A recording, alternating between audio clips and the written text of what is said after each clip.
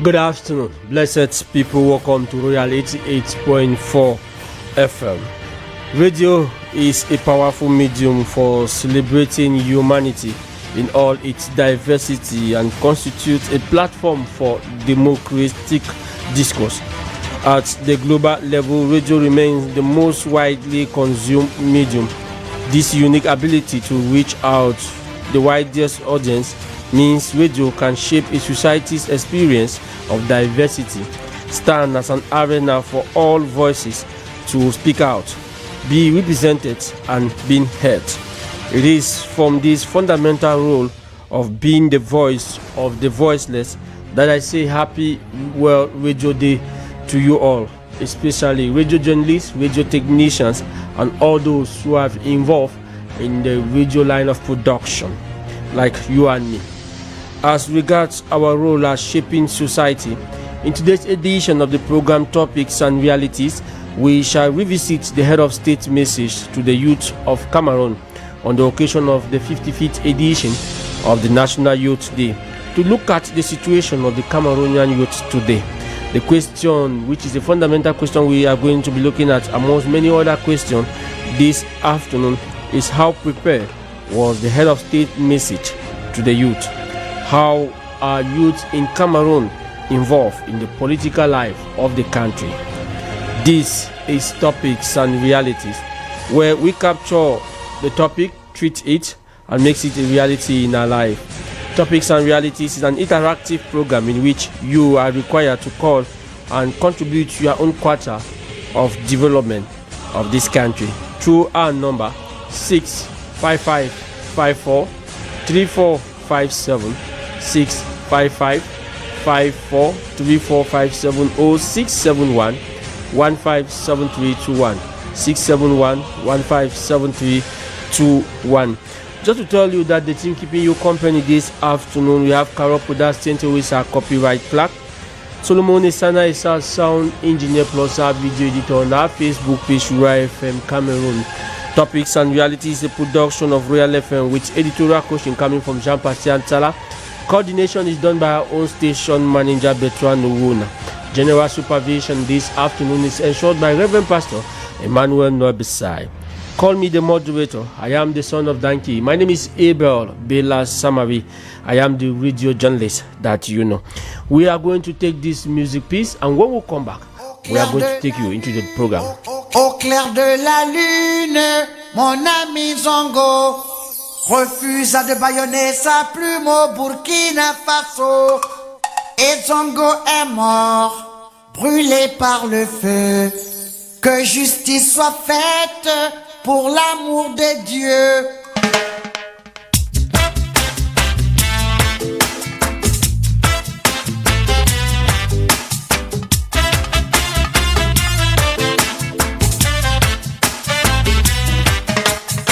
La démocratie du plus fort est toujours la meilleure.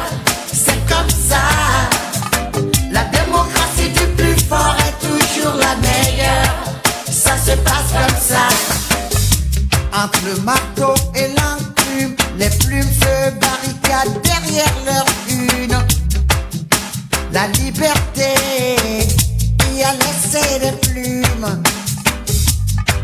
Journalistes incarcérés, journalistes assassinés, les voix des sans-voix tuées. Tout ça doit changer. La démocratie du plus fort est toujours la meilleure. C'est comme ça. La démocratie du plus fort est toujours la meilleure. Ça se passe comme ça. Les gouvernants font la pluie et le beau temps. Le peuple meurtri fait semblant d'être content.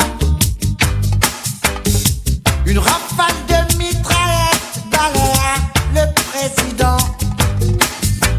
C'était regrettable accident. Le même rituel sanglant. Autant on emporte le vent. Le sang appelle le sang.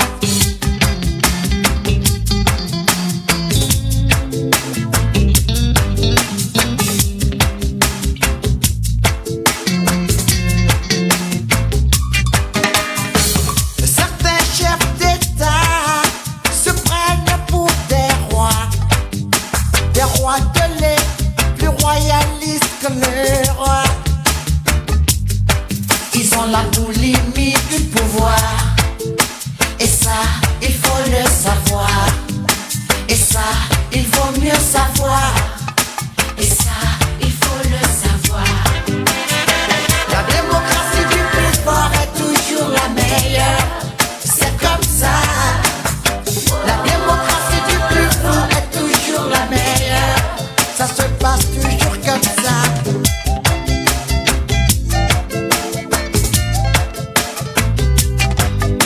Les gouvernants font la pluie et le beau temps. Le peuple meurtri fait semblant d'être content. Une rafale de mitraillettes balaya ce président. C'est un regrettable accident. Le même rituel sanglant. Autant on emporte le vent. Le sang appelle le sang. La démocratie du plus fort est toujours la meilleure. C'est comme ça. La démocratie du plus fort est toujours la meilleure. Ça se passe comme ça.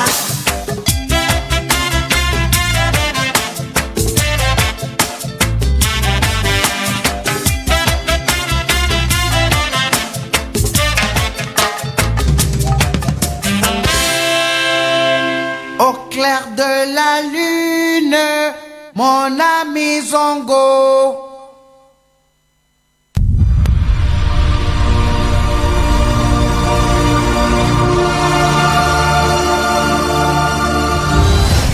Thank you very much, Solomon Sana. That is Alpha Blendy. Journalists have been killed every day. We need a democracy that will help in the development of the people. Thank you very much, Alpha Blendy, for that piece of music. If you are just tuning in, the program is Topics and Realities coming to you live from Royal 88.4 FM. We are going to welcome Susan Nayonge with our papers this afternoon to tell us what the newspapers in Cameroon have been saying for the past week. And when we come back, we are going to continue with the program. Susan Nayonge, if she's available, we are going to take the press review this afternoon. Good afternoon, Abel. Good afternoon to all Royal FM listeners and Facebook page followers. Welcome to this week's edition of the press review. Here's what made news during the week. On Monday, the papers didn't miss out the Youth Day affair. The Post put it as, government cancels 11 February March past due to COVID-19. Meanwhile, the Garden Post had as main headline, varsity lecturers begin announced nationwide strike today. Eden newspaper on its part had a story, Bilingualism Day celebrated in pomp, pageantry. The Star had a story, Canadian High Commissioner receives CAMP executive, press freedom X-ray. Amid COVID-19 challenges, UEAC envisages alternative source of funding in 2021. It's a story featured on Echo Outlook newspaper. In sports, Emergence Bilingual Daily headlined, Chan third place playoff, Cameroon fails to win bronze medal. The Star had as main headline, Chan 2020, Morocco wins trophy, Cameroon credited for impeccable organization. On Tuesday, the Garden Post had a story, suspected Amber fighters kidnap plantation workers in Tiko. Still on this paper, a story featured, Boya, fire outbreak kills 93-year-old woman, grandson. Cameroon Tribune meanwhile had a story in politics, Parliament, March session convened. Another story in society featured on this same paper as, motorcycles in Douala, administrative tolerance soon to end. Emergence Bilingual Daily had as headline, Chan, 172 persons were tested positive of COVID-19. Looking at Wednesday's papers, the Garden Post Daily had a story, Yaoundé, customs impound over 150,000 contraband face masks. Over to Emergence, its main story was, Bamenda, businessmen decry heavy loss after Mile 4 market fire incident. The Sun had another story, another Amber general neutralized along Boya Kumba Road. Still on this paper, a story featured, CSPH boss announces Bia's France CFA 5 billion offer for Bamenda gas filling plant. Then about Chan, the Sun newspaper had as main headline, Chan 2020 fallout, the blame game is on. Thursday did not have any edition in commemoration of the National Youth Day, which was also a public holiday.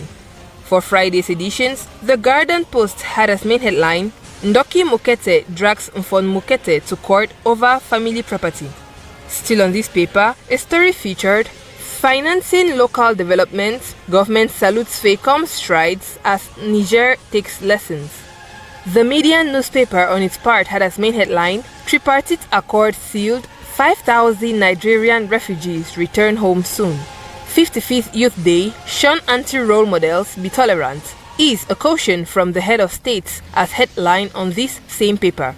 Over to something else, Emergence Bilingual Daily had a story, Insecurity in Douala, security raids multiply. We end this press review in sports as the Garden Post headlined, Chan 2020, Biya hails defense security forces for job well done. And Mutation headlined, Fekafoot LFPC, Paul Biya's ultimatum. That brings us to the end of the press review. Thanks for listening. Stay tuned as we celebrate youth in love and see you same time next week for another edition.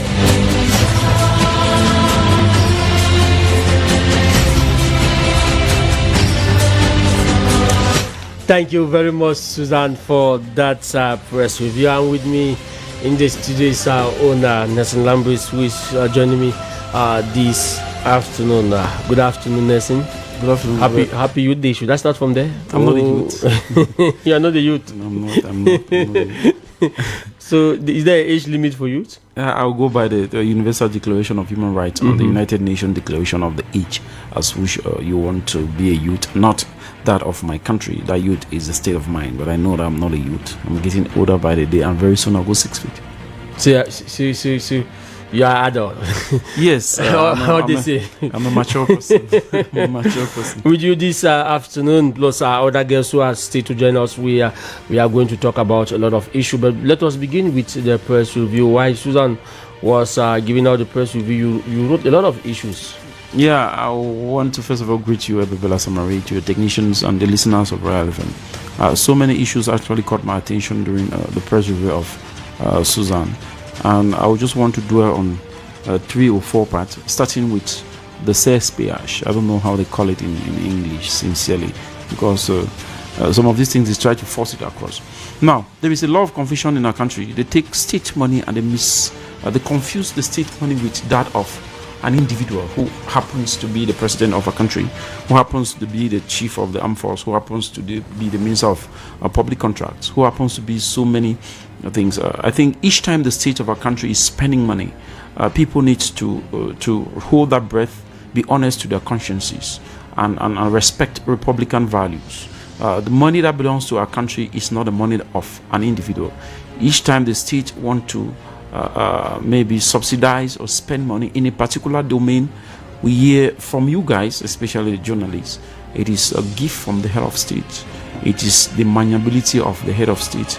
It is the free will of the head of state. I think you're putting him in a lot of problems tomorrow, even if he doesn't stand a chance to solve the problems. But from generation to generation, problem how? They will answer questions. The money that belongs to our country is not his money.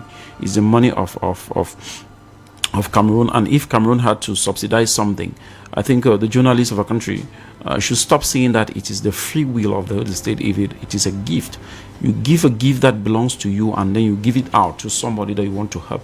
But if the state is doing something, the state of Cameroon does not give gifts. If the state of Cameroon want to do something, we call it subsidies. The state. But he's a head of state. A head of state does not mean he has the key to the coffers of this country. Maybe dishing out the money means that he has that prerogative within the law and the constitution to do that. Each dime spent by this country have justification. But if I have to remove 10,000 francs from my pocket and give it to somebody as a free will, as a gift, nobody will ask me a question because the money is my money. But if you take the state money, it needs to go through a lot of process and justification at the end of the day.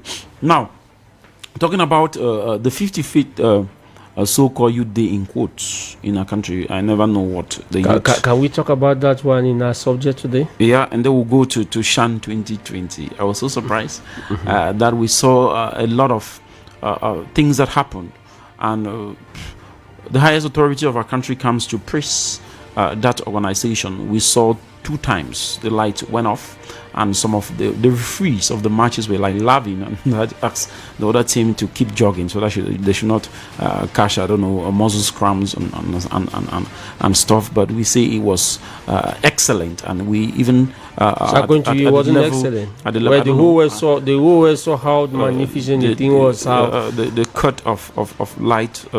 I watched some matches in Boya, in Limbe. I watched some matches in Douala and in Yaoundé.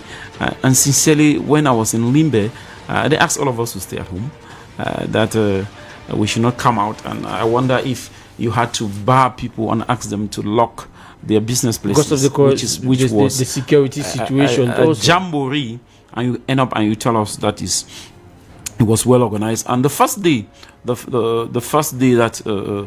second day that I had to play in Douala, I was coming to Yaoundé, we were forced to pass through the Japoma Stadium.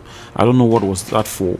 I don't know if they wanted to give an impression as if all Cameroonians were heading to the field to watch that match, but I really doubt. All the other entrance or outlets of the town were blocked, and all the cars leaving Douala were forced to pass through. Those who travel that day can testify that what I'm saying is true. And in Yaoundé, we saw people who went to the field. They could not have tickets. It's funny, and people were selling tickets more than the price value of the same ticket. You see a ticket worth 5,000 francs, another person asking you to give 10,000 francs. We had a lot of difficulties. Yes, and then we say it was excellent, and we can even organize the World Cup. But the issue of ticketing is a worldwide issue. All of it we saw that one in the World Cup in France. How tickets were being sold in the black market. It would be very stupid for us to always try to copy negative parts. It's just like when I was growing up and I was in Form 5, and the first they call it the pre-mock, and had some classmate. One was Lum and one was Ngum. And when the mother of Ngum asked Ngum, "Did you pass the pre-mock?" He said, "Even Lum too fee." I think those things we should not copy negative things and say, okay, because it happened in the other country, and if it happened here, is no news. Each time the train does not come on time is news, no matter where the train is coming from, in our country or out of our country. But sincerely speaking, I've watched World Cups, not even a World Cups, and I see the way they do their things. And if we think that organizing the Shan, we have done more than organizing the World Cup, I think we need to really sit up. It's like we are surprised. If you see a young boy who is just gaining maturity, and you give that child 50,000 francs or 100,000 francs, be rest assured that child will not sleep at home. It doesn't mean that money was too much. But the way my country is praising the organization of Shan, it's not even the AFCOM. And they were saying that we can even organize the World Cup. It start beating my imagination. I can see that. We have all that it takes to organize the World Cup. What does it take? And lastly, concerning football, and more especially Fecafoot and the professional league, the president of the republic tried to condemn something he created. He created because we saw the loggerhead and I don't know, the arguments, personalities, thinking that this structure belongs to me because I'm a friend to the head of state. He appointed me because we are friends. I'm not in the interest of the football. And we saw in another domain people thinking that no, because I'm coming from this family, no, it belongs to us. It's not the question of Cameroon. Like I said earlier, not today, but sincerely, the head of state needs to rethink and educate the people that he actually takes the power of signature to give them some delegation of power. That if I appoint you, it doesn't mean that you're more important or you're more you are now somebody who supersedes those that gain election. We've seen that in football. And who are the losers? The spectators are the losers. The actors of the real football are the losers. Okay. And those up there, they still have their salaries. They still go to the bank and they cash their money after 30 days. But the footballers are actually the loser, and the spectators, they don't have a means to feed their eyes. But we need to come back to our senses and do things correctly for the interest of our country. Thank you very much, Nelson Lambis. We shall be doing a lot of talking today and a lot of explanation. Today is World Radio Day, and it is our role to shape the society. I move to Mr. Umi Betran. Good afternoon to you. Good afternoon, Abel, and good afternoon to our dear listeners. You are the Secretary General of the SDF Party on the 5. I'm right?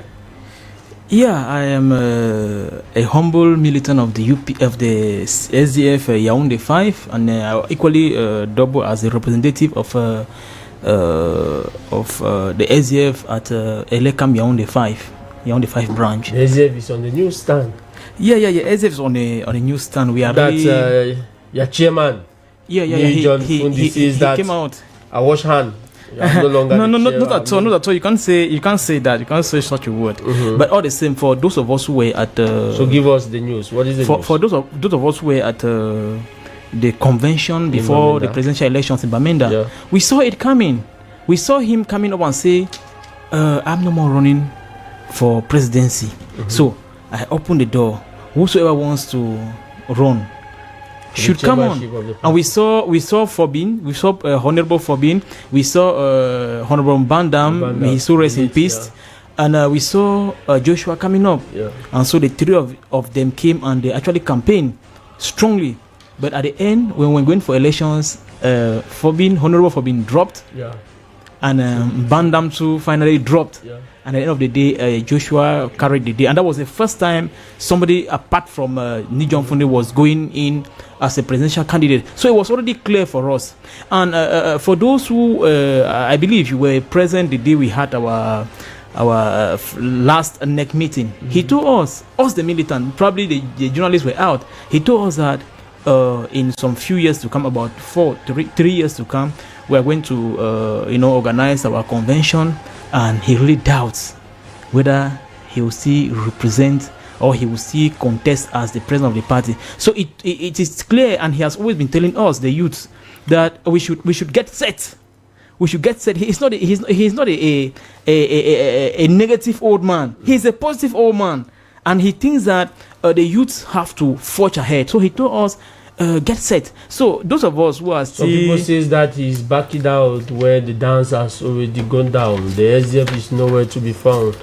No, you see... The SDF is already in his dying days, and he's been blamed seriously for the situation we find the SDF party. Now my question is, do we have can we have a good successor in the SDF party? Do we have people that can carry the flame of the SDF party? In the SDF, we don't talk about successor. In a democratic issue, we don't talk about successor. You have when the time comes, stand the ground. Myself, I can stand. There are so many youths that are out there. They are ready. They are waiting. That let him. Okay, when we organize a convention, they are going to come powerfully. There are somewhere in the US. There are somewhere in Britain. They are there waiting. So what I'm trying to say is that John Funny has done a lot, and as a public figure, we have one thing or two that we can criticize about him. But that notwithstanding, he has done, he stood up in this country when nobody could do that. So when I see people concentrating on the little things that do not actually matter, what we have to see is, where are we coming from? We are now talking on air. You know that for those who have done a bit of history, they know what... We're a historian. Yeah, they know what the SDF has gone through. It is after the creation of the SDF that we have the liberty of the press. He even said it, that it was a struggle that was handled by the SDF. And when the SDF was created, there was no way the party, the country governed by Bia could still be so hard on the liberty of the press. So he tried in one way or the other to fight, and today we are enjoying the liberty that party, that man. And I said, among the founding fathers, on that blessed day, that 26th of May, most of them ran into the bush when he stood alone, and his cousin, he stood Siga Saga. He stood alone and with his cousin and said, we are going to rectify, we are going to sign this manifesto. And they did that. And they were even at the verge of being killed, but they did that. And today we are all enjoying the benefit of what they did. Though we can still criticize that it wasn't enough. It is true. But it's always better to have half than nothing. So I believe that he is a man that has done quite a lot. And even though we have to criticize him, you have to criticize somebody with limit. In history, we are taught that you criticize people within their environment within the situation. You don't criticize somebody with parameters of 2021. Okay. You don't criticize somebody like that. Criticize him within that particular environment. Okay. Criticize him within that particular time. Now, if you were the one, what would you have done? Okay. And I know that those who are shouting here up and down, if they were present in 1990, they would have entered into the bush. Okay, and I know our listeners will be having a lot of questions to you, but I want to ask this question. We have always known Nijon to be the chairman of the SDF, If tomorrow he's no longer the chairman of the SDF, how are we going to call him? Former chairman, or you will give him a special role to change your organigram? Yeah, somebody like John Fundi is not somebody you can just push away. Okay. Yeah. I believe that's my own personal opinion, that he should be created some sort of a special place. Yeah. Like I don't know, like we cannot create how do we put it? Honorary chairman. But it's very, very important because you still have that same power. Like no, we don't need the power. We don't need the power. He said that the youth should come and occupy. He said it. He openly. He did not say it one, but he said it openly that he's waiting for the youth to come and take it. So all of us as youth, we are sharpening our teeth. Okay, now as honorary chairman, what will be his role? So advisory. His role will be advisory. That's all. You come to. That's my own opinion. Okay, thank you for your opinion. Nelson, I want to find out from you. I know you are not a member of the SDF party. You are a civil observer. How do you see the SDF? With or without, no, let me put it without Nijon at the helm? Like I said earlier, before now, in this same platform, most of the political organizations, remember, these political parties are private organizations. But I fear because most of them, they keep their political ideology aside and they talk about individuals. And I fear, not only in the SDF, but in all the other political organizations in my country, that maybe the founding fathers of these political parties, if they are not there, these political parties will crumble. Especially with the SDF. We saw the last presidentials. That was the last time, that was the only year as the founding fathers, as the pioneer chairman of that party, and as a presidential candidate. He had to give it to another person who was a militant of that party. We all know the outcome. Because there was no effervescence. People did not actually see themselves with the ideology of that party that was carried forward by the former presidential candidate of that political party. And that's the same thing that we cut across among so many other parties. We saw it with the UDC. May he so rest in peace, when Adamu Damjoe had to go, and the thing that it was some sort of a family thing, and they had to do things in a cacophony way and in a haphazard way, because the rules and regulations of each of these political parties are not clear. The militant in the platform that you invited for this debate is a militant of the SDF, and I can count the number of times he mentioned the time SDF, but he has called Nijon Fundi, or each time you want to say something is Nijon Fundi, but Nijon Fundi is not a party. Nijon Fundi is a person who incarnates the policy of a party. That goes with other parties. Sincerely, we need to rethink political partisan spirit in our country. Okay. And if the parties have their ideology, this ideology should come first before these individuals. Okay. I am so afraid that if the most respected Nijon Fundi is not there, SDF will be history. Okay, I will call some names. Yeah. You give me what you think about their leadership in the SDF party in replacement of Nijon Fundi. I don't want to ask Mr. Wumi because he will not give me what you want. Okay. Yes. Ninche. Jean-Michel Ninche. Now, Jean-Michel Ninche, sincerely, I want to be very honest to you. Yes. Very, very honest. I like the honesty. I listen to radio. I listen to radio, all the radios in this country. Yeah. I watch TV. I live on the media. Yeah. Jean-Michel Ninche is a militant of the CRM party. Okay. As we speak. No, let's not. That's the truth. I'm just telling you. Let's not enter into the polemic. Okay. Joshua Ossi. Joshua Ossi is a stooge. He's a stooge. There is no partisan spirit in him. Okay. You know exactly what I say is stooge. I understand. I don't want you to explain. Okay. John Kumasi, former mayor of Douala 4. Jesus. These people had just their personal. Forbidden. He's going of age, and that spirit is dying down somehow. Tijodone. Tijodone is a young, dynamic person, but he does not have the impetus it takes to stand the grounds. When the elderly person will tell him shut up, he will not be able to say I won't shut up, and he will not have the financial capacity to carry forth his ideology of the party and maybe bring it on a platform that everybody will understand. But sincerely, he's somebody that if the SDF was a serious political party, he was supposed to have a post of responsibility, not only elective posts in the country, but within the SDF party, because we know one of the secretary in charge of communication that has always been coming to your platform, Kemnemo. He's just like deja vu. It means what he's saying are like a restoring something he's saying every day. Maybe but Tijodone sincerely, maybe he's a history teacher. I don't know, but Tijodone is a dynamic. I've been and Tijodone with is him a political scientist. Yes, on so many platforms. He has a good ideas. He has creative ideas that can help bring this party up. But since, as I said, the party is one man show. All their things is only about one person. So we are going to be having very difficult to selecting somebody that can fit maybe 50% into the shoes of Nijon Fundi. ABEL Bela Samari, I want to be very honest. If Nijon Fundi is not there again, the SDF will die. We are going to be following up that situation. I don't want you to react. No, you don't. Because I know where you are going to.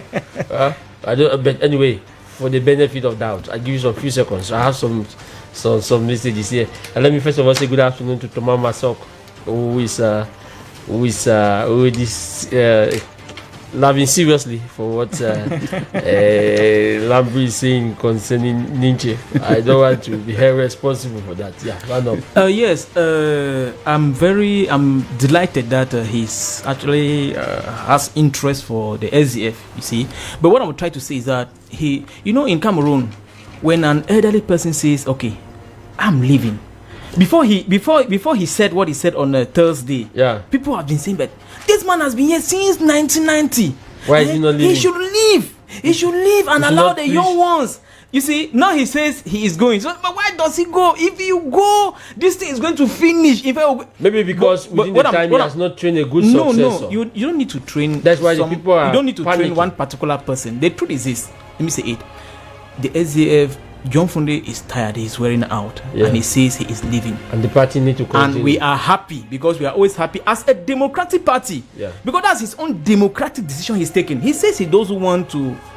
It is over. Yeah. That he's tired and he is wearing his own. And Cameroonians should not complain. And some are saying that no, what I am trying to say here, my brother, is that he is going.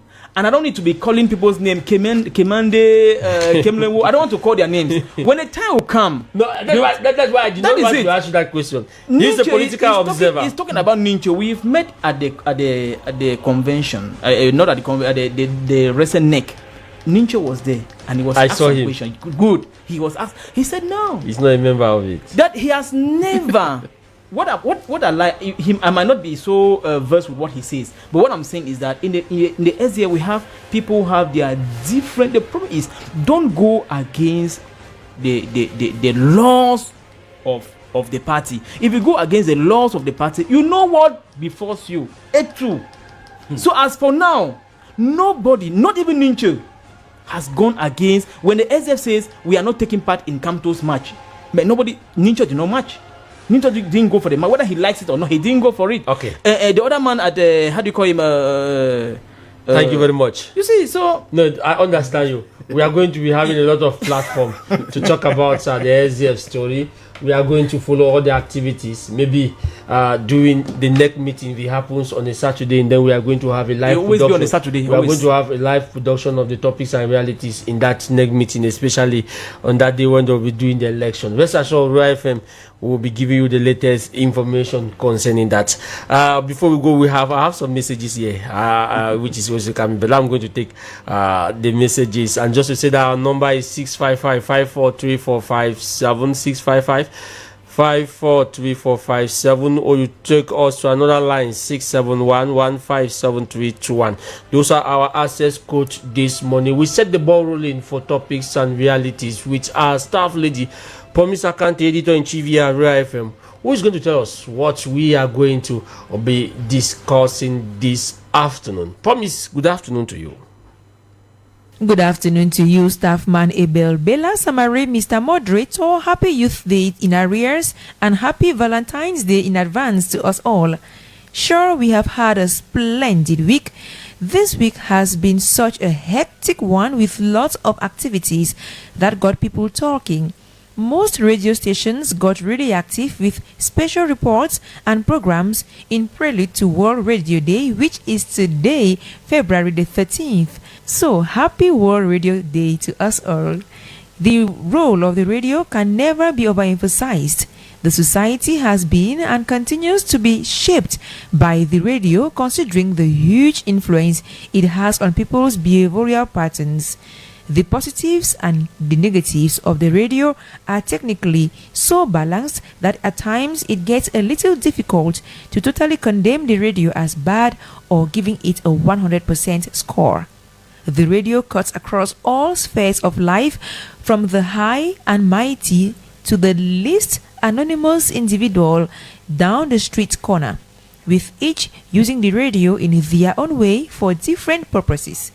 Journalists and other radio presenters have this deep effect on their listeners that they actually represent a very powerful voice. The radio can make or mar the society.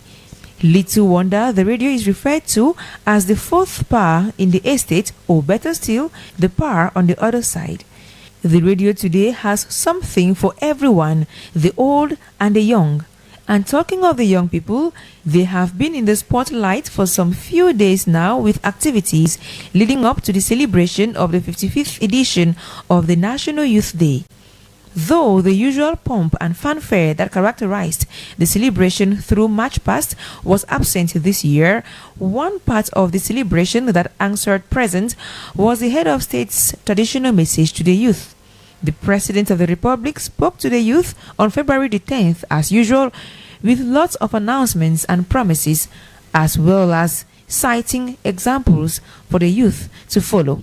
This year, the President talked about the creation of 500,000 jobs, inviting the youth to persevere and advise them against manipulative individuals trying to put them against their country. The head of state, in his about 50-minute speech, said a whole lot of things, even touching the chaotic football sector in the country. Now back to you. Do you think the head of state touched the important points in the country's life? Were there other things you expected him to address that he didn't? Do you think the youths who were supposedly being addressed paid any attention to the speech? And for those who did, were their hopes met? Ladies and gentlemen, dear listeners, we are here to contribute our fair share to nation building. So whatever idea you have to chip in, don't hesitate. A call or a text message will do. And for those of you present in this beautiful blue, brightly lit, air-conditioned Studio Thompson of Real FM 88.4, remember, you represent all those who cannot be in the studio. So let their views be made through your voices. Hold nothing back. Say it as it is. This is Topics and Realities.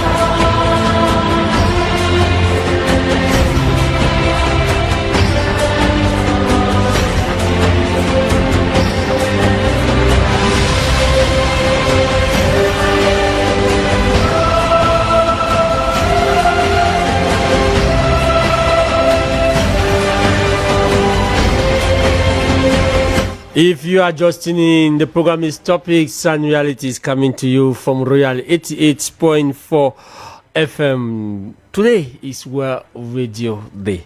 I will first of all take this message which talks about the World Radio Day for us to look a bit about the radio, the role the radio plays in the democratic process in Cameroon. And before we dive into our message, so good afternoon, Mr. ABEL Bela Samari. The radio is the best media and simple. She educates the people massively and correctly. Social media is negative media. She destroy authority of parents and demolition of our education of our youth. By hurt is block social media for the rest for radio and television to go operational. BBC Hausa exists from the 13th of March 1957, and this is coming from Dan Kasawa of Cameroon, the revolution and Pan-Africanist man. Thank you very much, Dan Kasawa. I know you are listening to us this afternoon. It's a pleasure for me to read your message. You too can do same. What do you think about the radio in the democratic process in Cameroon? 671-157321 655-543457. Mr. Wumi, I will move to you. When you look at the radio today, what can you see the role the radio play in the democratic process? Okay, I'm very delighted you have given me the opportunity to talk about the radio. And I think that the radio we are celebrating for sure. Today. Yeah. The radio is a very important instrument in our life today. And the UNESCO did not see it. Were not actually wrong to have consecrated a day for the radio. I think that was in 2011 that a day was set aside for the radio. And I was saying that the radio is very instrumental because we know of the issue of radio mille collines. You see, so the radio can inform, the radio can actually educate, but the radio can actually destroy. So which part do we choose? Now today in our country, there is so many, especially in our capital city, proliferation of so many radio stations. By the way, some of them, we said, some will tell you that they are there because, some of them are there because the government wants to actually control. If I want to destroy even the good ones, that is by creating so many radio, you might not even know from which angle you cannot know what to choose and what not to choose. You see, so but what I'm trying to want to call here is the fact that the radio has an important role, and they're actually playing. There are so many radio stations that are actually doing their role. I've been in some few ones, and I've seen that are really. Royal FM is doing a tremendous job, and we see how serious they are in the way they treat information. And I've been called so many times to react on my party instead of calling people who are very far away from the party, who are not concerned with the party. They have always called me to get first-hand information, which is a good thing because a journalist, especially the radio station, when you say something on air, it doesn't come back. It has gone. People have heard you, you see, and probably the person who has heard you maybe must have turned off the radio, whatever, to come and tell a letter. No, this information, it has gone and it has gone. So I think it is very important for the press or the radio. Let me just say the radio, because we are celebrating the radio today. That they should continue in their good job, especially the good ones. And we say by their fruit we shall know them. So those who are doing their good job, they should continue. The few that are doing their good job in this country, because we said there are others that are just there taking money from somewhere and trying to polish people, to give people some colors that they don't merit. So the radio is something we have to celebrate. Thank you very much, Mr. Umi Bertrand. That is just our teaser. Lambis, I move to you. You are very close to the radio. Now, when you look at the radio, it was said in those days that the radio is the fastest means of communication. It's the best model of passing out information. But with the advent of social media, we discovered that the social media has become even the fast it's faster than the radio today. You are a keen listener of the radio, you do follow the social media. Do you think that the advent of the social media, the radio has lost its value when it comes to information the treatment of information? Do you still believe in the content that has been produced from the radio as vis-a-vis as the social media today? No, the radio remains the radio. And when I was still a kid, in the yesteryears when I was in Form 5, when we wrote the O levels, and there was a saying before they released the GCE results. In those days, I've forgotten, the journalists were working with the national radio. There was a saying, they come on air and they say, television or no television, newspaper or no newspaper, the radio still remain the fastest means of communication. The GCE 2002 has been released, and we start going head-to-head to get the information.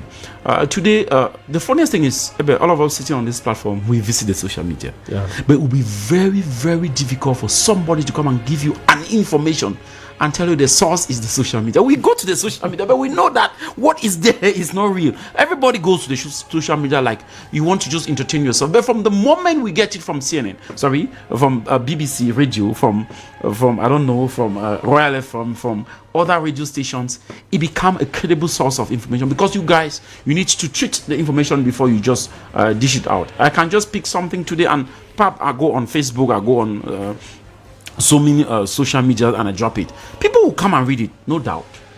But the clever ones, 80% know that what is there, they can't stand somewhere. I said, I heard the President of the Republic saying something. Why did you hear about it? No, in Facebook. People will start laughing. Like, you know, ma, sincerely speaking, we just go there because we want to really entertain ourselves. But sincerely, the radio still remains a vital means of information, a credible source of information to people who listen to the radio. Even the people who don't even know how to listen, if they ask you something in a gathering, in an argument, in a village meeting, in the Matango house, the chapel, and you want to say, where is your source of information? And you say, no, I got it from WhatsApp. They will laugh at you. But you say, I heard it from a radio station, this radio station, this radio station. They will pay attention and want to listen to it. No matter what you are saying, sincerely, the radio still have a very, very primordial function when it comes to information of people. If not, the radios will not be multiplying every now and then and adding in their numbers in Yaoundé, in Douala, in so many towns of Cameroon and out of Cameroon. We still get up in the morning. The first thing we want to twin our radio site is to get information from the radio. Even the people who manage bloggers and stuff, they still listen to the radio before they come to the social media to put in their information. For me, being a keen listener of radios, since in the yesteryears when I was still 12, right you up to today. To that music of Alpha Blondie. Yes, of course. Something really touched you though? Yeah, Alpha Blondie is one of my most favorite musicians. When he talks about the situation of journalists. Yes, Alpha Blondie is one of my favorite musicians, and people don't know. He's one of the most popular musicians in Ivory Coast and one of the most loved musicians in Ivory Coast, but people don't know. He sings in more than 7 different languages: in French, in English, in Wolof, in so many other languages. He's not a Mbanga man, as they may say, but he's somebody who sends out important information. And there is something he's always singing, that la démocratie est devenue like something of family. That has come to separate, that multipartism and partisan politics has become something of a family. And we are seeing the realities of Cameroon, where if you go to the noon division, no matter how good your party is, we are talking about the way we do yes, I'm talking about. I was interested in that part. It says that journalists have been incarcerated over there. If you think that if you are a legal man, maybe the legal dispositions are not put in place for radio journalists to effectively carry their work, do you think that we are going to have an efficient press where we'll be able to help in the democratic process of the country? ABEL BELA SAMARI. You know of the new 2014 law that is hanging on our head. Yes, ABEL BELA SAMARI. I was listening to the process to impeach the former president of the US yesterday. I never had the opportunity to watch TV, but I had to put my radio and I was listening to the radio. And there is a saying, one of the most greatest minds in the American history, that if you remove the freedom of the people, stop talking about democracy. if you don't want the people to talk freely, stop talking about democracy. And somebody who was defending the former president through the radio, I'm talking about the radio, the lawyer of the former president of the United States, that is Donald Trump, he had to galvanize and base his argument on fight to hell. And they brought more than 50 Americans who have used that same expression that we need to fight to hell. And he was saying that what Donald Trump said, fight to hell, he cannot be incriminated. I'm just telling you the importance of the radio. Where I was yesterday, I could not watch the TV. That is the good part of radio, that even if you are concentrated somewhere, you may be driving and you listen to radio. You cannot be driving at the same time and then you're watching TV. I don't know if it can work. I'm just trying to tell you the virtue, the goodness of the radio and what the radio is still doing in the 21st century and in 2021. That the radio has its place. People who don't know the radio will not know the goodness of the radio, but sincerely we need to hail the radio. We need to give kudos to the radio, because the radio still has a place. It will be difficult to go to homes and you don't even see a radio set, but it will be very difficult to go to almost all the homes and you see a TV set. In what with the gadgets we carry around, our telephones, most of them, they have a radio. It means if you find yourself anywhere, anytime, you can be walking, you can be clearing your farm, and you are listening to the radio, but you cannot be clearing your farm at the same time you're watching TV. I just want to give some of the advantages of the radio. The radio still has its place in the 21st century, and the radio has made us proud, and the radio is continuing to make us proud that we have first-hand information anywhere we find ourselves doing what X or Y. But the radio, as I said, it still has its place and is doing a lot of good. And to compliment your statement, some say greetings to you all in the studio. I have always loved the radio since when I was a young boy. In the days of Zacarico, we watched football matches through the radio. The radio is my best friend. My mom and wife can testify to that. Baye Obase, my old man, good afternoon to you, Baye Obase. And to tell you that I sleep with the radio. I woke up with the radio. The radio is my life. Also joining us this afternoon is Fonko Roger. Good afternoon to you, sir. Good afternoon, Abel, and good afternoon to Happy New Year. Yeah, Happy New Year. But this is not the first time we've been on the program. I thought that is the first time. No, it's because we've been for about 3 weeks without working together. And so how is the Cameroonian Party for National Reconciliation doing, the PCI party? No, we are doing very, very well, and like we say, this is a non-elective year. There is no election, and the party is engaged in so many field works now. And I equally want to use this opportunity to say that the contribution that the fundraising campaign that our national president Honorable Kabralibi launched so on the 12th of January to support the people of Makak who had an accident, a boat where 2 women lost their lives. So he launched a fundraising of for 8 million so that they can buy 2 boats, because the evaluation was 2 boats were going to cost 8 million funds. That's 4 million per boat. So the fundraising yesterday came to an end, and the money for the boats are available, and the people of Makak very soon are going to receive their. That is the work of a political party, the development being accompanied by the radio, because the information that is being relayed on the radio. Yeah, I was just going to. It's just that you caught me along the line. You said my mind. I wanted to say this is one of the most powerful. Anyway, before I talk about it, I just want to give a brief history about radio. You see, the first radio came to Africa in 1928, and it was called Nairobi Radio. You understand? So if you 1928. So if you have to calculate 1928 to 2021, we are talking about 93 years that there has been the radio sector has been existing in Africa, and the radio has a very important role to play in our society. You understand? We have seen a very important role, both positive and negative. You understand? Like my co-panelist from the SDF was saying, Mr. Bertrand. You see, there are wars in so many countries that have been caused by radio, through radios. A good example was the Biafra War. The announcement was made by a female journalist on radio that had to lead to the explosion. You understand? We can equally talk about the Hutu and Tutsi. Yeah. It's true, the tension has been there, but they used the radio to launch it. Even during the Second World War, Charles de Gaulle had to create this radio to be able to inform the French soldier that everything is fine. People should push on because he did not want to reveal that. You're right. The French soldier were already down. But now, if we look at the impact of the radio in our society today, it's very enormous. The positive side of the radio. Just take for instance the political parties in Cameroon today. You understand? Political parties. You know, I'm talking here as a representative of a political party. The political parties today, like your Royal FM. I take an example. Your radio Royal FM has been very great, a very good contribution to our political movement because through your radio today, most Cameroonians are aware that we launch a fundraising to help the people of Macaque. Now, talking about the influence of the radio being dominated by the social media, I want to just ask a rhetoric question. How many Cameroonians are on social media? I think in 2019 it was 5 to 6 million. You understand?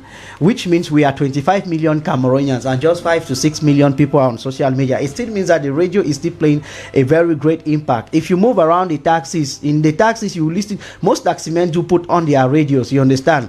You go to there are places where in fact the radio still plays a great impact. We can say among the youths, it's a fact that most of the youth spend their times on social media. You understand? But like my other co-panelist was talking, the validity of, you cannot tell somebody the information I just got, the sources, the social media, it doesn't go. But if you tell somebody on Royal FM, they said that today is the birthday of the President of the Republic. Yes, Royal FM is a credible means of information. You understand? So I want to salute the people who have been working so hard in the development of the media sector in general and the radio sector in particular, since you say today is your day. And we should not forget that the media sector is the fourth most powerful arm of a state. You understand? They can do the worst and they can do their... That we are the fourth power in this country.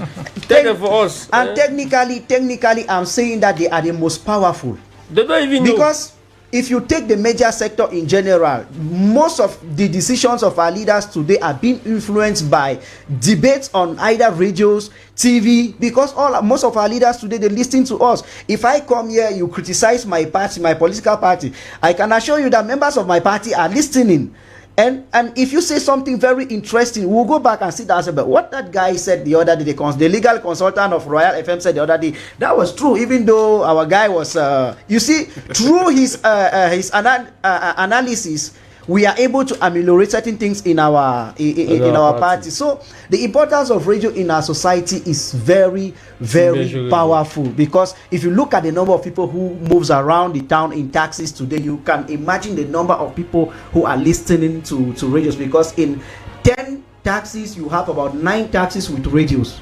Maybe one guy playing his normal music or he doesn't have, but in Yaoundé, Douala, you always have a taxi driver playing their radios. And don't forget that most of our rural areas, they don't have internet network, so they listen to radio, and sometimes some don't even have access to TV, so they listen to radio. Radio still stand as the fundamental means of communication in our society, because you cannot compare 5 million people on social media and 25 million Cameroonians listening to radio. So that was just my little contribution I wanted to bring on. Thank you very much. Happy Radio Day to all the radio personality, the technicians. You know, sometimes we talk, we forget about the technicians. I always tell Solomon that Santra is here. He will be laughing. It's very important. We are going to talk business now, and then as our main topic this afternoon, we are going to revisit the head of state message to the youth of Cameroon, and we are going to look at the problems of youth in this nation, Cameroon. I begin with you, Mr.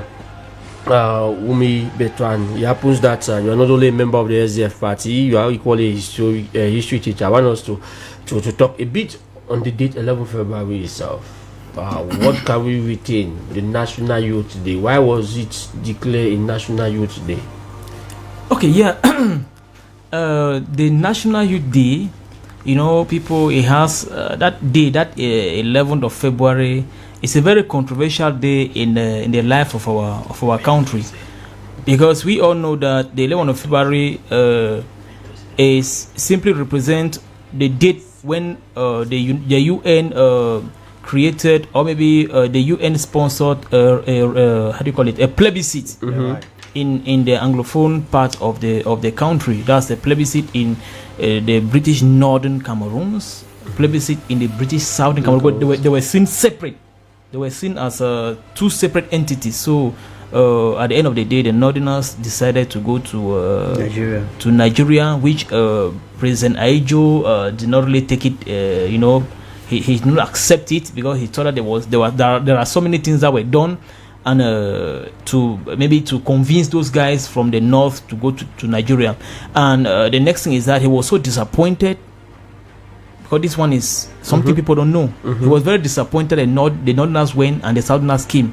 He would have preferred that the Southerners go, then the Northerners come. Why? Because the Northerners were supposed to constitute for him a powerful electoral base. You see, so when he saw the Anglophones Cameroonian coming, he saw it as a threat to his own political career. So one could actually tell us, or want to see that probably that those were the reasons why he did not really treat them at the same time fairly. But the truth is that he cried. He went to the UN and was crying, but there was nothing to be done about that. The UN actually endorsed the voting, and what happened.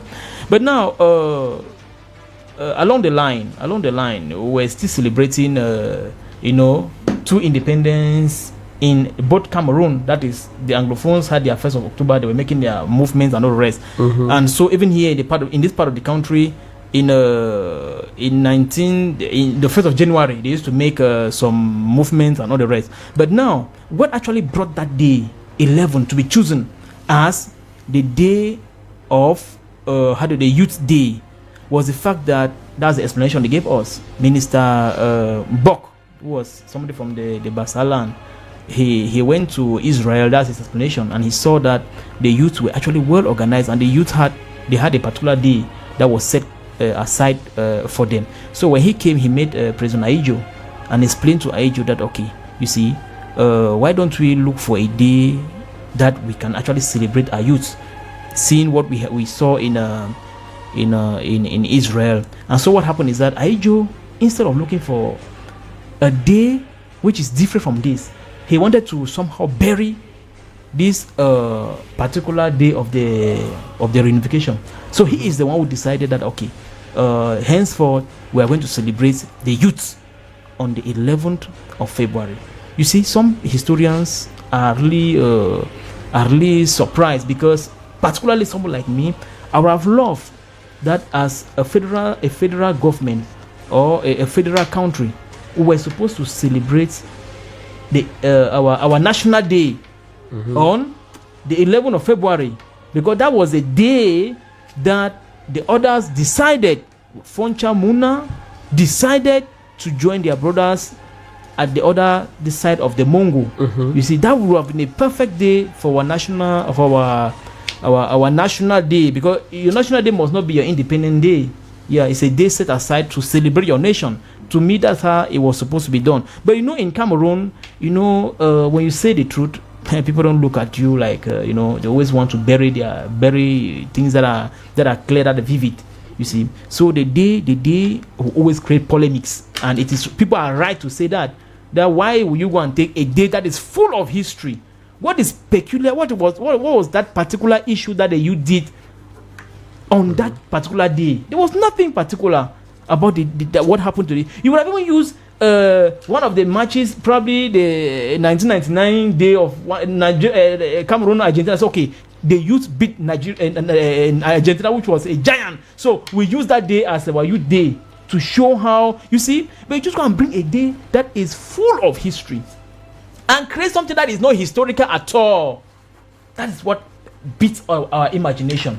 You take a day and you associate to the youth day, and the day was already very, very full of history, of some political issues. So I believe that Cameroonians will always create polemics on that day, and I just hope that the next president, from wherever he's going to come from, he should actually try to bring some sort of peace at that angle, because in terms of our politics, in terms of our national, there are so many things we can criticize. Do you actually agree or accept that 20th May we can just change our days? 20th May is what is the relevance of 20th May in Cameroon?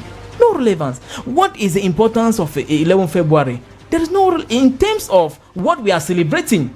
We're not supposed to celebrate the Youth Day in the countries don't celebrate Youth Days. America, they don't have a Youth Day. They don't have it. It doesn't mean anything to them.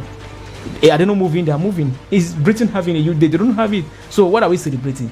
So even if we want to celebrate, we should look for a particular day that the youths or a group of youth did something marvelous, did something important, that we want to enshrine it, we want to write it on the rock. And we say, okay, in our own way of writing this thing on the rock, let's allocate a particular day to celebrate the youth in Cameroon. We got you there. I moved to you, Olambis. You got the historical explanation. And on Thursday, we discovered that this year there was no March past, which is a traditional issue. The history of 11 February could not be told, since you go in southern Cameroon, how you sleep the previous night with your canvas and your white chalk to be able to put it there. But this year we saw a different twist, where there was no March past because of the coronavirus pandemic. I don't know. I don't want you to say, but we'll just organize the African Cup of Nations. That's not my concern. I want to stay on that aspect that there was no March past because of the coronavirus pandemic. And we even see that in the northwest and southwest region, there was a total lockdown. Some people could not even travel on Thursday to that part of the country because it was locked down. And this issue of contention, this issue of the fighting of the 11th February, is the problem the date, or there is a political hand hidden behind the date 11 February, which is like mystical and is not best explained to Cameroonians? ABEL Bela Samari, you said something. It was ignorance. Ignorance in the yesteryears where we were in the primary. We could not resist. This day we put in all the white socks and the white canvas and marching and singing songs and stuff. And some people were even dismissed from school because they never partake in this march past. I remember Gudu Francis always tell us that failing to march on the 11th February 20th May is a national crime. So you are automatically dismissed. Yeah, I remember in the yesteryears when I was in the Cameroon College of Art, Science and Technology, CAST Bambali, people had to go for 8 days suspension. We have enough land, you dig stumps and plant yams because you never march on the Youth Day. And when I grew up on a particular time, still in the school when I was in Upseat, I had to listen to history teachers who come and pass, and they taught us the real history of this country, because some of them, they come and they explain the realities, but in the textbooks and what the GC bought is always certain, it's not the reality and the real history of this country. Now, I'm happy that the person who just spoke before me, Mr. Umi Betan, is a historian and he's a teacher of history in a country, and there is a lot of dichotomy between most of the teachers. I was supposed to see them do what harmonize and maybe talking on the same line, but we've seen political historians, and they tell us they don't belong to any political party. God will punish them. God will punish them because they come to distort. They come to distort the historical facts in our country. Some of them come on air and they really want to justify the 11th of February. He gave us a vivid rundown of 11th of February in the yesteryears, but he did not add something. Aidjo had to declare this day National Day of Mourning, 11th of February. For the little history I got in secondary school. National Day of Mourning? Yes, on the 11th of February, because we had to lost of our brothers to Nigeria, and it was declared a National Day of Mourning. Maybe it's because of the political reason he also gave that he wanted the northern part for him to be able to National Day of Mourning will even be something, it will even be reasonable that you see your brothers, the brothers of the northern Cameroons going to join another country that does not have anything to do with Cameroon, Nigeria. And then he declared that. But sincerely speaking, as I said, we've seen historians of our universities Each time I had the opportunity to meet one and I talk to him directly, that's sincerely. You franconize us in our daily life, but you will never ever franconize our brains. And that was clear. He had to understand exactly what I was. I know the person you are talking about. There are so many of them out there. You bring philosophers in universities, they come on the platform and they want to defend historical facts. We've seen them in the University of Yaoundé one. I don't want to call their names. So what is a historical fact in this case of the 11th? There is somebody who is sitting beside you that actually who is a historian that gave you the facts of this day. Yeah. What are we celebrating for crying out loud? What the youth actually did in this country on the 11th of February? Nothing. There is nothing. We're just trying to politicize. But even the politicians, they could have even look for a day but and then give a small meaning. Recognize what? What did you do to celebrate the 11th? About 66% of the population in Cameroon needs to be recognized. They will always, at times, they will even go more than that. They will even go to the 70 something. Yes. So it means every day, I don't know. In other countries, there is no country on earth. It's just that some people want to come and that the age are more than the old. Sorry, the age are more than the young. There's no country. Even in the United States, that people are telling you that most people are old. It's a lie. Go to all, you will see. Carry out your statistics. Biologically, it means that when you grow old, you die. If a young person dies, it's news. Somebody who dies at the age of 90 is no news. Because even in the Bible, even physicians, medics, it is proven that if you get old at a particular age, you die. Coming back to our country, I think historians need to bring their consciences closer to themselves, put the interests of our country first, redefine the day that can be celebrated in this country, advise the politicians they should act like think tanks, because we've seen them trying to defend the political ideas, forcing historical facts. That you want to put a square peg in a round hole and it's not going, but you still force it, and then you bring something. They are destroying the minds of Cameroonians. At the same time, they blame the youths of this country that are not patriotic enough. For example, when I was still small, I knew that this day was something very powerful in our country. But from the moment I grew matured, I discovered that this day had no meaning. I started getting annoyed that my elder brothers, my fathers were lying. And from the moment you see somebody who is a liar, whatever thing the person says again after, you will never believe it. If you start lying to our kids and you galvanize them, you bring them out in their numbers, and they are marching on the 11th of February and singing songs that today is the National Day of the Youth, is a youth week, is a youth, they are celebrating activities. At the end of the day, you don't give them a concrete reasons why they should do this. They lost the sense of belonging. They lost the sense of patriotism. Okay. They lost the sense of nationality. They lost the sense of respectant of national symbols. Okay. They lost the sense of respectant of national institutions. We need to be truthful. We need to tell them. There are things that we need to tell them. Most often, people east of the Mungo, ABEL BELA SAMARI, east of the Mungo, some of us are coming west of the Mungo, that is in the northwest and the southwest. The history they taught us is quite different from the people who speak the other language of this country. We know about the Umnyobes, we know about the Wonjis, we know about all those people. Okay. But sincerely speaking, if you take Cameroonians of east of the Mungo, even in the university, and you ask them who was Foncha, who was they won't tell you.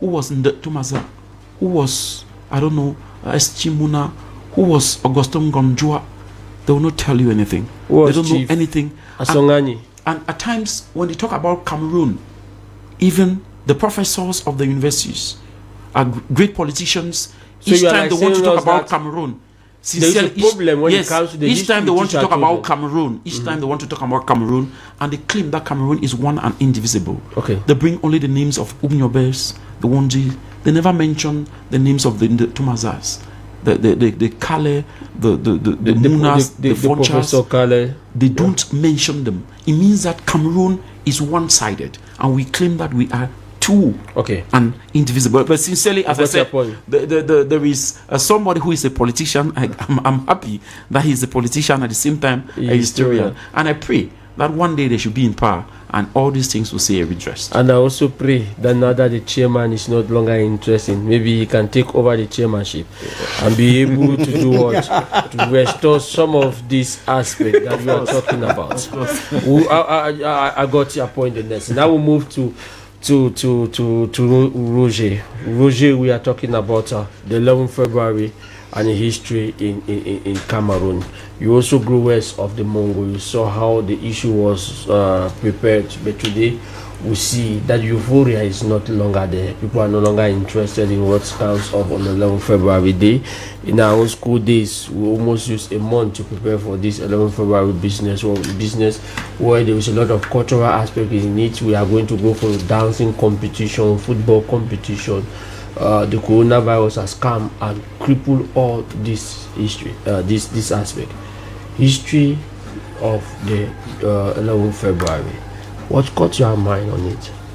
Well, Mr. Abel, after listening to my two co-panelists, we all agree on one thing, that the history that the teachers they are teaching us in school, or they have been teaching us and teaching our junior ones today, it's not the real history of Cameroon. That is why we believe that the best way for a new Cameroon or a dead republic to be very positive is to rewrite the history of Cameroon. You understand? There are so many things that are not clear. So like, how do we rewrite this history when so many things are not clear? Those documents are all there, Abel. The documents of the original history of Cameroons are there. The who is blocking it somewhere? For what reason? Political interests are blocking it. Those who are in power today. Okay, you are accusing the politicians. No, you cannot accuse us, Mr. Nelson. We are not yet in power, and that is even one of our biggest projects. That is even one of our biggest projects. To rewrite the history of Cameroon and tell the children, the young and the old people of Cameroon the truth. You understand? You see, we should not forget that. Let me pause you something. Find out something from Mr. Wumi. You are a history teacher. Is it every history that you tell the people? Will you not create something dangerous in the mind of the people in one sentence? No, as a teacher, you are supposed to tell what you are told to teach. Okay. You respect as easy as that. You respect the program. Meaning that there's some history. There are things that you let's not only look at the history, the teaching part. Yeah. History in general. You are into the history field. Yeah. Is it every history that needs to be written for the people to know, or there are some that we need to keep so that maybe we'll kill down the information for the people not to know, maybe for prosperity's sake? That is my interest. I want to find out. And you shall know the truth, and the truth shall free you. Okay, thank you very much. I go back to you now, Rogers. While you were asking that question, that was the answer that was on my mind. That the Bible says that only the truth shall set you free. Okay, you understand? So we are not free in Cameroon because we don't want to speak the truth. Do you have any problem of freedom in Cameroon when it comes to the truth? If you listen to, we are talking about the date of 11 February. Yeah. You understand the historical meaning of 11 February. If you listen to my two co-panelists, and Nelson said something very important, and it's something that I have practiced. Let me tell you something. In our history sector, the Anglophone history, you understand? Mm-hmm. I knew of Omnubert. I knew of. I will even shock you that most people who do history in the French system, they don't even know the full name of the first president of Cameroon. Even the current president, most people don't know that the first president was President Amadou Babatura Ahidjo. But the history book writes Amadou Ahidjo. Yeah, but in the Anglophone sector, they taught us that Amadou Babatura Ahidjo. Now come to. And this other one is Paul Biya. Yes, there. No, his name is not only Paul Biya. That's how they have abbreviated, or they've just got it short. That's why tell the children the truth. Go in your. Why can't you go? Why can't you go in the history book and write Barthélemy Paul Biya Bill Vondo for the children to understand? But Barthélemy Paul Biya Bill Vondo. Why can't you tell the children that's the full name of your president? Most children today doing history, they don't know that. And talking about what he was saying. If you go for a competitive exam, especially when you are doing tough, this test of English language, this poster of stuff, when they ask that what is somebody's name, you don't give the complete name, you have already failed. That's even what we believe in the Cameroonian Party for National Reconciliation, that our educational system should be retouched completely. Not only the historical aspect of it, even at the level of geography, economically. Now, when you define economic, using the definition of Lionel Robin, is it Lionel Robin? Yeah, a British man, Lionel Robin. How does that relate to the economical system of Cameroon? Some hundreds of kilometers away to Cameroon. Nice. They said to deceive us, they will tell us the world is a global village. It means we are living. They are fat lies. Africa has its specificity, and Cameroon in Africa. The definition of economy should reflect the specificities of Africa. Yes, you define economic with respect to your environment. It is the management of things small. Anyway, Anyway, briefly, what I'm trying to say is this: in Cameroon, we should all agree, or we can all agree that when we had independence. Yeah. Even at the level of the independence, they tell us that the French Cameroon had its independence on 1960, 1st January. It is a fat lie. The French Cameroon had its independence in 1959, and it was celebrated on 1st January 1960. The day the document was signed was in 1950. You see, you ask the question. I'm bringing this up. I'm getting you. I'm bringing this up for you to understand that why when you ask the question to Mr. Bertrand that the truth that you should hide the truth in order to avoid certain. No, the best way is to tell the children the truth. Tell the people the truth. You understand? Because when people don't it is only when you understand yourself. I myself have been wondering that means on the 1st of that January 1960 there was nothing like the preliminary in the party. It was just that they say, okay, today is New Year Day. I give all of you people your independence. There was just a message. I've gotten it until now. You are telling me it was signed in October.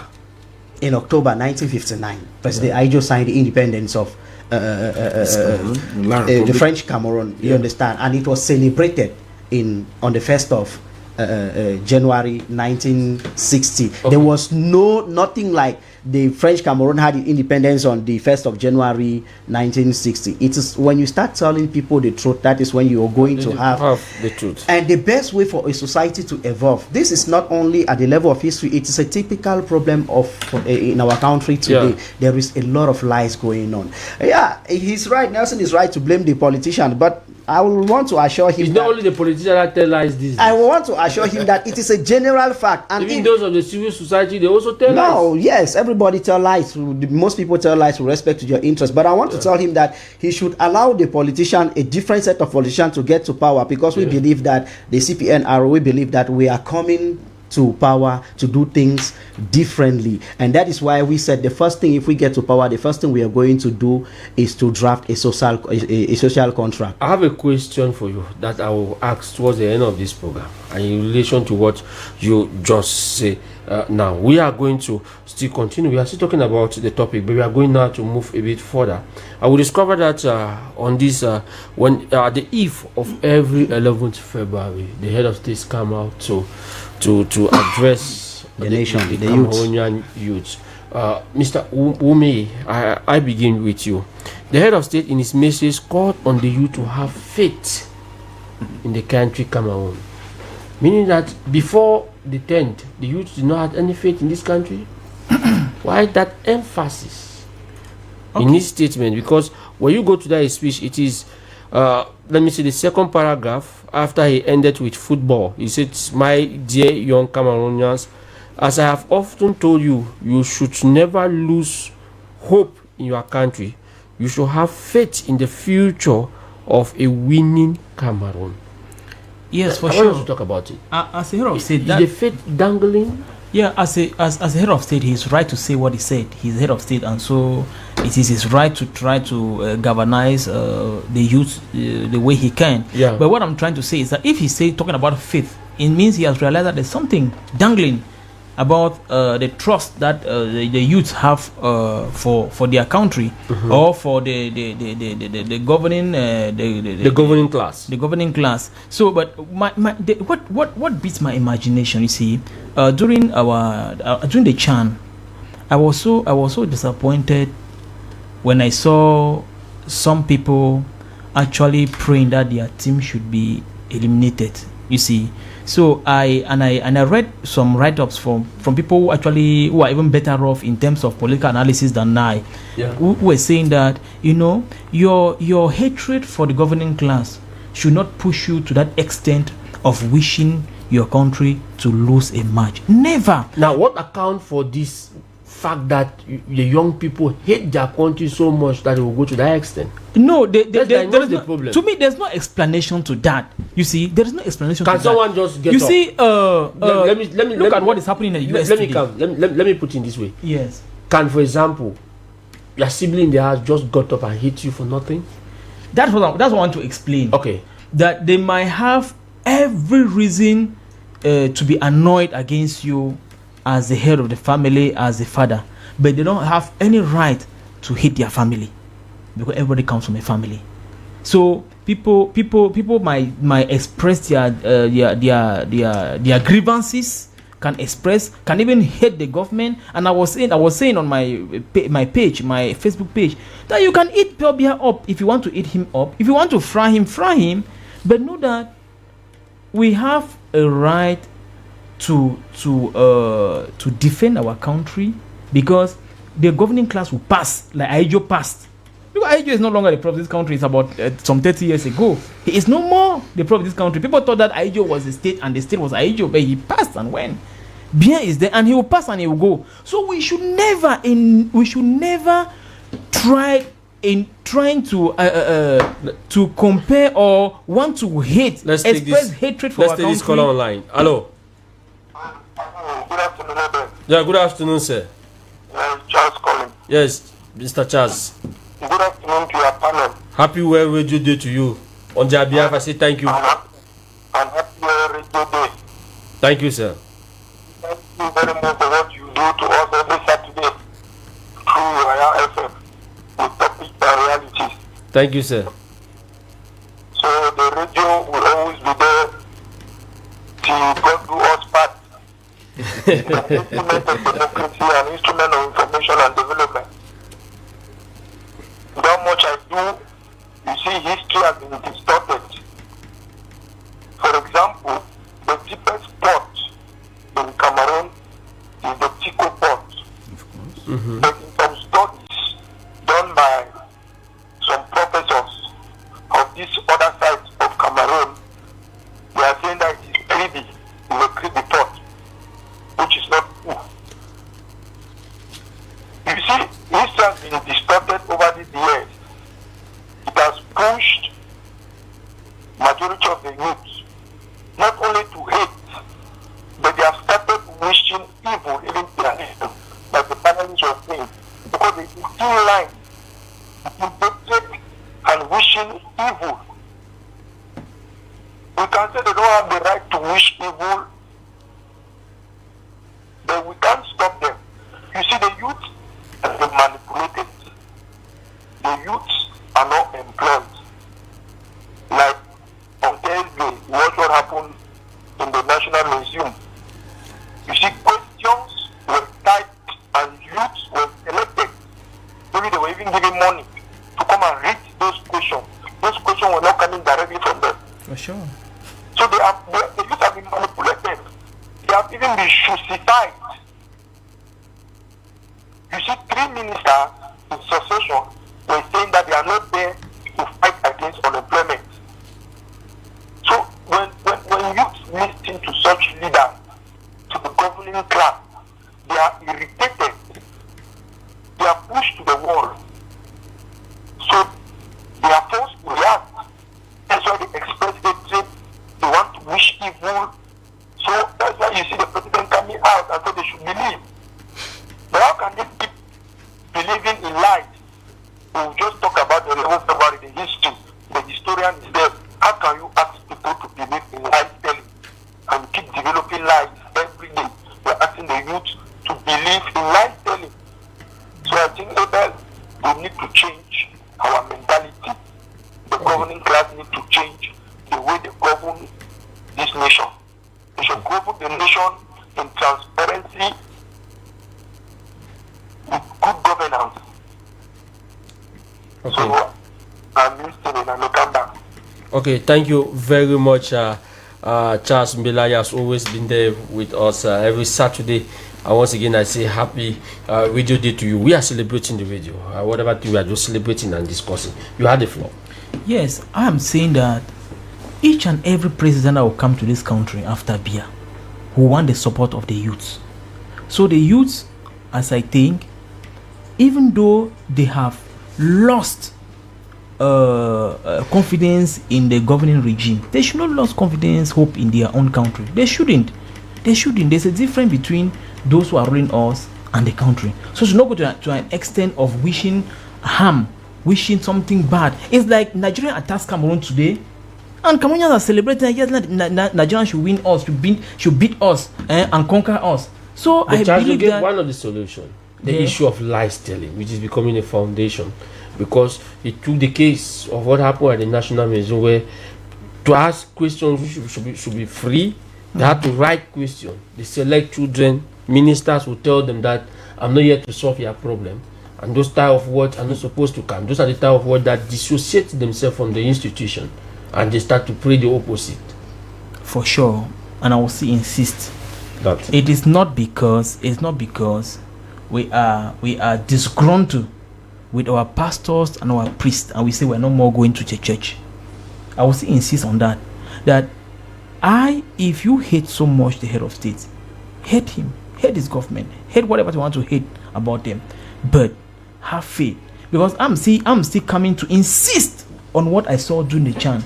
It was so terrible when we go to the social media. Do you imagine that you go to social media, instead of seeing people celebrating at least what they have seen? Because for some years now, because I've been following politics for so many years, I will show you if I tell that it was when I was still in my early age of secondary school. People were like calling me Edouard, because I used to I always wanted to talk about politics. You see, we were always crying that we don't have good roads, we don't have sporting infrastructure. By the way, I grew up in Safka, Misport, just around Fandena. I grew up in Fandena, so we're always going and sitting on the floor down, you see, watching the Lions playing and what. So today, the government has decided, okay, we are going to keep hospitals aside, we are going to keep this aside, but we are going to build sport infrastructure. We can criticize that, but they are already there, and we should celebrate that, and we should continue put on pressure. We should pressurize them so that good roads should come and good hospitals should also come.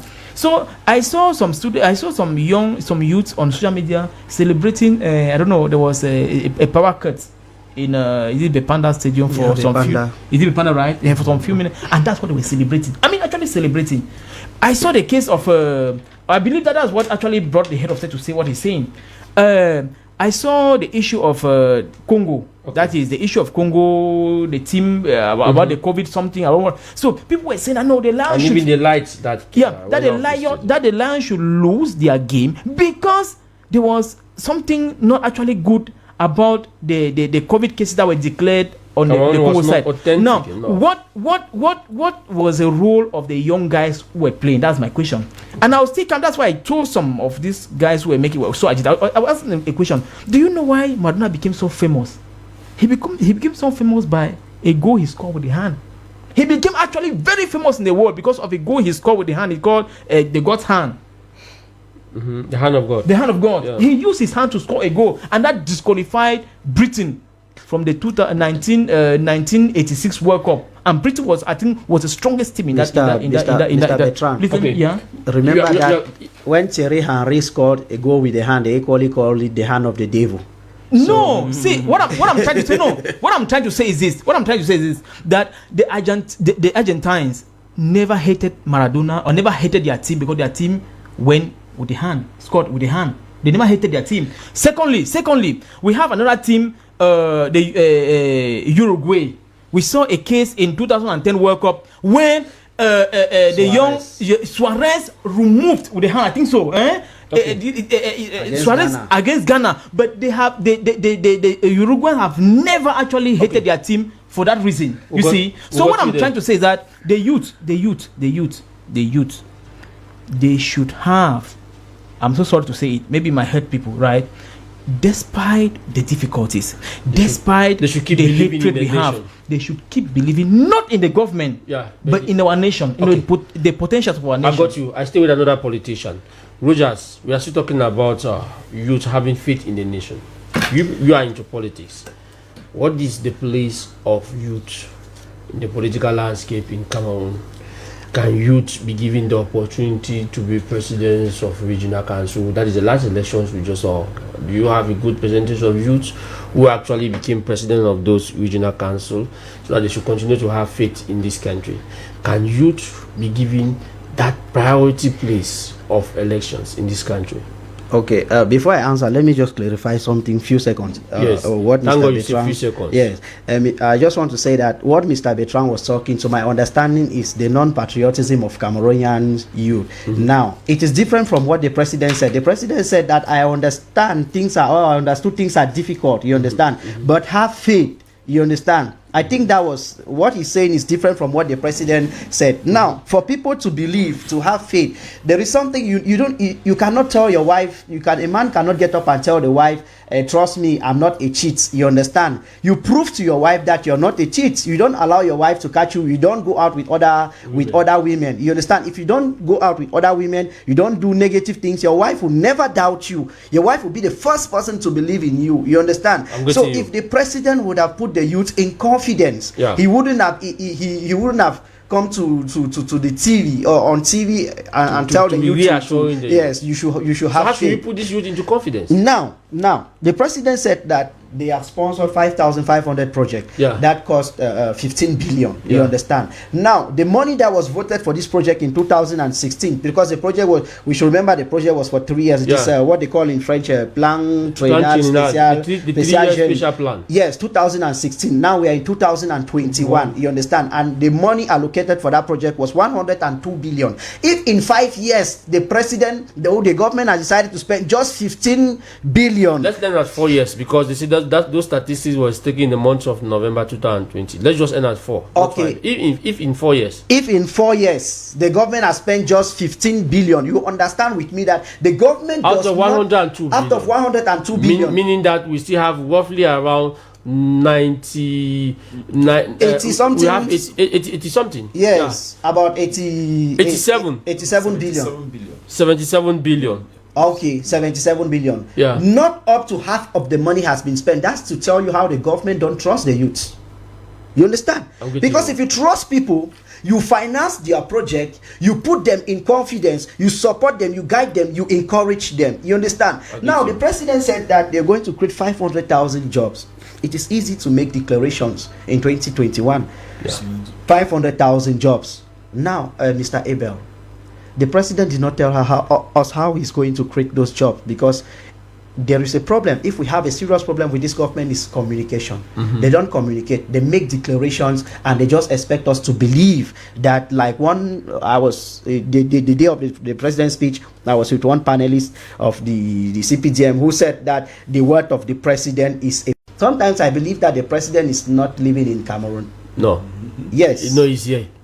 He's here. Yes. Believe today that he's in Cameroon. He's in Cameroon, but he don't live like a Cameroonian. No, he lives like a Cameroonian. Listen to his speech. He said that with the help of the government and the World Health Organization and CAF, the distanciation, the barrier measures for COVID-19 was well respected for the time. Yes. Did you watch the match Cameroon Zimbabwe? Commentaries. You watched the match Cameroon Zimbabwe. We also, when Banga scored the goal, Banga Vijame scored the goal, we saw how Cameroonians were embracing themselves. Now, when you talk about respecting the barrier measures, you look at it at the level. You look at it at the level of the field, outside the field, those who are watching in the bar. You see, you understand? There are so many things that are going. Now. Let me say something. Cameroonian, 70% of the youth in Cameroon makes up the population of Cameroon. You understand? And 70% of this 70% lives under underemployment. Those are the kind of things. And that is why the government is working. They have been working for 38 years. Okay. You understand? Wait, Mr. Abel, let me land. The president said to the diaspora, he said to the youths, go out and study or acquire knowledge, hustle, and come back and rebuild your country. How can you ask people to come back and rebuild their country when they don't have a status? Let me remind you, 2019, the diaspora sent 500 billion in Cameroon. 2017, 2018, that's 500 billion annually. You understand? Now, if people can contribute 500 billion, we all know the impact of the Ghanaian diaspora. We know the impact of the Chinese diaspora, the Malian diaspora. Look at Cameroon.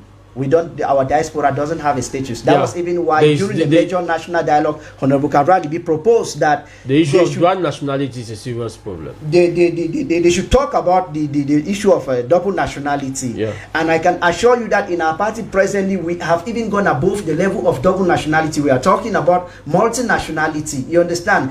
Give these people the possibility to come back and invest in their country. They are Cameroonians. Permit them to come back home. Don't just make declaration. I pray so hard that the parliamentary session coming up in March, the issue of double nationality is going to be they're going to put it on the table. President will announce it. And we have proposed that there should be a parliamentary sector for the diaspora. That's during the legislative election, the diaspora, the parliamentarians for the diaspora could equally be voted, so that they should be in charge of handling the problems of the That's equally one of the proposals of our. Some have even gone party. to the extent they should divide the Ministry of External Relations. Anyway, create the Ministry of Foreign of the Diaspora, because when you bundle all of them, is in charge of diplomacy. The department in charge of diaspora. All contributions, be able to know all Cameroonians that are abroad, help them in facilitating all issues. contributions that can lead to the development of Cameroons are welcome. You understand? But just to tell you that the youth in Cameroon, in the speech of the president, I don't think he was addressing the youth. It seems as if your party is doing a lot of groundwork. Yeah, we are doing a lot of groundwork, and I can assure you that before December this year, you guys will be surprised with the agricultural project we are putting in place. Remember, our president, national president, during the campaign, he said that if we have parliamentarians and some councils, we are going to launch some agricultural project. People are doing it. We are doing it. We already have 9 cooperatives that are in the process of legalization, and so many things are coming up. So we have a cocoa project that is going to be awesome. You understand? We want to be that political party that will tell the people in the next presidential election that this is what we have done as a political party. And what most political leaders don't tell the people is that when you go for the legalization of political party at the level of Ministry of Territorial Administration, Article 2 states that political parties shall contribute in the economic development of the nation. Yeah. And I'm glad to feel comfortable that we are the first political party engaging ourselves in this industrious project. And I want to tell the Cameroonian youths that there is nothing President Biya is going to do for them. It is high time we take our responsibilities in our hand and work so that the Third Republic should favor us. Because if we wait that they should give us, they are not going to give us. And that is where we are strongly going to in the Cameroonian Party for National Reconciliation. We got you there. The right figure is 87 billion out of that 15 billion. Yeah, 87 billion. And young Cameroonians should go and register into the electoral code. If you can keep 87 billion for 4 years, it shows how you don't trust the youth. And how can you ask the youth to trust you, to have faith in you? Now, Nelson Lambris, one thing I also noticed from the president's speech, we are also looking at it in general. I know you have been jotting a lot of issue since the 10th of February. He talked about peace, which is a prerequisite for progress, and told us that we are aware of what is happening in the North and Southwest region. But there is a very important line. He says that our young soldiers are engaged with determination, professionalism, and a high sense of sacrifice in restoring peace in the Northern and Southwest region. I want to base on the word professionalism of our young soldiers. Is the president aware that there is a military tribunal where there is a case, especially the Ngabo case with some military officers? Is the president aware of the issue that took place in the far north region and some of these issues? That is why we ask the question, how prepared was the president's speech prepared for it to be delivered to the Cameroonian people? The word actually makes me to smile most of the time when he talks, or especially this last speech. He had to congratulate the youth of this country, making us understand that the youths are not as useless as some people say, that they are not as unserious as some people say, that they are not unpatriotic as some people say, but the highest authority of the land recognizes that the youth are patriotic in this country. But again, the president of the republic is a president or a chairman of a political party. So most often, if he's talking, I see a politician trying to do political campaigns, and the people of this political party to be out of the political party. I don't understand. People of this party, they will come on air and tell us that they are always doing their politics. Okay. They are always doing their campaign. The campaign is a continuous something. So I saw him like doing a political campaign on the 10th of February. I was fortunate to be on the platform and then to try to analyze exactly what he says. I'm not a politician, meaning that I don't belong to a political party, but I do politics. There is nobody in a country that does not do politics. Everybody, whether you like it or not, one thing or the other will push you to get into politics. I want to know that will make you finally to declare a political stance. No, now the problem is most often is a routine in a country for other politicians to come on air and criticize the party in power, criticize them, talk that they've not done anything well. But from the moment you want to criticize them, they start bringing insults. There is a political party in a country that does not like people to criticize them, but all the political talks are based on criticizing the party in power. Okay, now the speech. Can we come to that speech? Yes, I'm on the speech. Yes. Most of them, I've listened to politicians on your platform, and talking about the speech of the head of state. They did not go out of the ambit of politics. They criticize it in the level of politics, and they bring it to their political ambitions and put it on the platform. Nobody will be given a gold medal because of his ambitions. Everybody will be given a gold medal because of the results of that ambitions. And the party in power is actually on the field playing, and we're going to grade him on that. And no matter how ambitious you are, you will never make us to feel that if you get to the field, you play more than the person who is on the field until you get there and you prove it. Meaning we're going to judge you by your actions, not by your ambitions. Okay. I'm still on the president's speech, but I don't have anything really bad about the president's speech.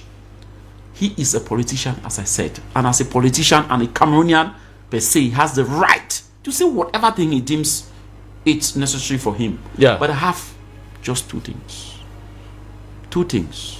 He is the president of my country, and my country, as per the constitution of this country, has two official languages. He owes us the duty to express himself in this language. Each time you come a statesman, each time you hurt an institution in our country, you are obliged to speak the languages that Cameroonians will understand. Now, I don't even blame it that much. Let him speak in English, in French, and allow it be.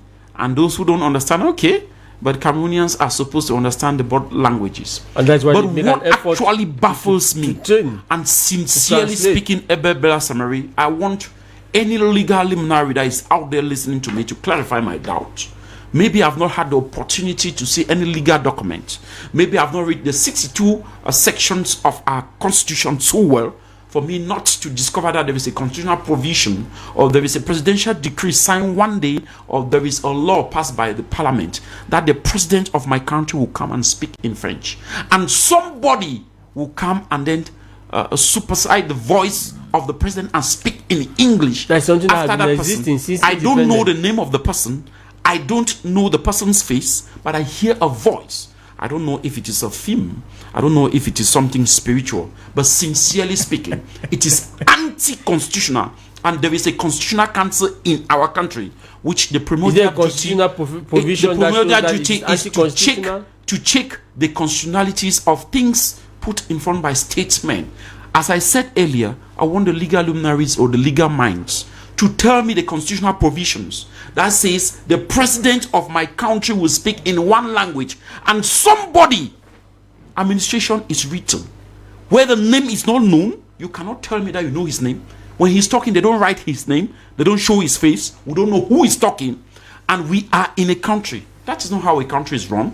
That's not how a country is governed. But the issue that's not how the rules of the message does not even start. Let the president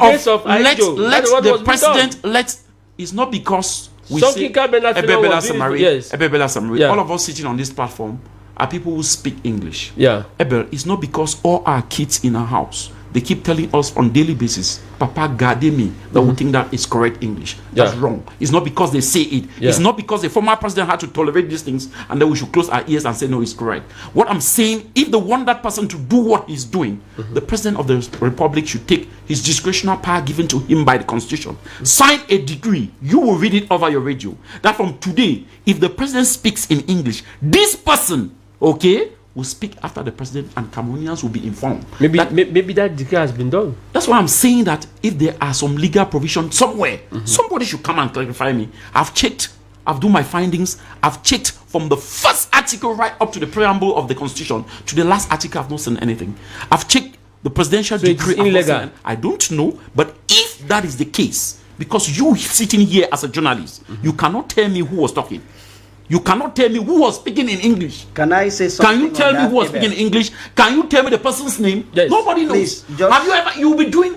A country is not run on gossip. A country is not run on ISA. A country is not run on Kongosa. If you do that, it means that you are telling me my country is a country of gossip. It should be clear. Administration is written. I can go and you tell me. If you want to tell me, you tell me this presidential decree signed on this day gave this person this prerogative for this person to act this way. If you want to bring. If I ask you today, who is the Minister of Communication? You will tell me the person's name. Why do you know? Because there was a presidential decree written and enshrined in the official gazette. Go to the official gazette and you check. There is no provision. There is no thing there that there is somebody, when the president will come and speak in French, that person will come and then speak in English. Okay. I think the Constitutional Council should do her job to check the constitutionalities of our institution. The presidency is an institution. Him himself is an institution. Nobody should come and violate the institutional right of somebody and an impostor come and be talking as if he is the president. In this country, we have one president, and if there is an interpreter or a translator, that should be well known by Cameroonian, by his name and his face should be shown to all Cameroonians so that we should know.